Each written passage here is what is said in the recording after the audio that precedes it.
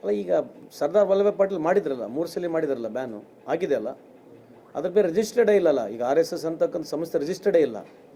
So ಅವ್ರು ಹೇಳಿರ್ತಕ್ಕಂಥದ್ದು, ಅವರು ಇಷ್ಟೆಲ್ಲ ವಿಶಾಲವಾದಂಥ ಅವ್ರಿಗೆ ಇರ್ತಕ್ಕಂಥ ಎಕ್ಸ್ಪೀರಿಯನ್ಸಲ್ಲಿ ಹೇಳಿದ್ದಾರೆ ಅವರು. ಅಲ್ಲ, ಹಲವಾರು ಸಲ ಕ್ರಾಂತಿ ಬಗ್ಗೆ ಹೇಳ್ಬಿಟ್ಟಿದ್ವಿ ನಾವು. ಸ್ವಲ್ಪ ಕ್ರಾಂತಿ ಬಗ್ಗೆ ಮಾತಾಡೋಂಗೆ ಮಾಧ್ಯಮದ ಸ್ವಲ್ಪ ವಿಶ್ರಾಂತಿ ತೊಗೊಳೋದು ಒಳ್ಳೆಯದು.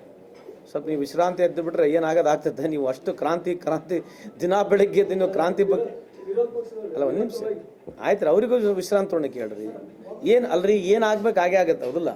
ದಿನ ಬೆಳಗ್ಗೆದ್ದು ಕ್ರಾಂತಿ ಅವ್ರು ಹೇಳೋದು ನೀವು ಹೇಳೋದು ಅದಕ್ಕಿನ ಯಾರ ಹಣೆ ಬರ ಏನು ಚೇಂಜ್ ಮಾಡೋಕ್ಕೆ ಬರಲ್ಲ, ಏನಾಗ್ಬೇಕು ಹಾಗೆ ಆಗುತ್ತೆ. ಸೊ ಇಷ್ಟು ಯಾಕೆ ಆತಂಕ ಏನಿದೆ ಅಂತ ದಿನ ಬೆಳಗ್ಗೆ ನಮ್ಮನ್ನು ಪ್ರಶ್ನೆ ಕೇಳಿದ್ರೆ ನಾವೇನು ಹೇಳೋಣ? ಅದಕ್ಕೆ ಹೇಳ್ತಿರೋದು, ನೀವು ಜಾಸ್ತಿ ಶಾಂತಿ ವಿಶ್ರಾಂತಿ ನೀವು ಇದ್ದರೆ ಆರಾಮಾಗತ್ತೆ. ಕ್ರಾಂತಿ ಆದರೆ ಆಗಲಿ, ಕ್ರಾಂತಿ ಆಗಲಿ. ಕ್ರಾಂತಿ ಯಾವುದಂತ ನನಗೆ ಅರ್ಥ ಆಗಿಲ್ಲ.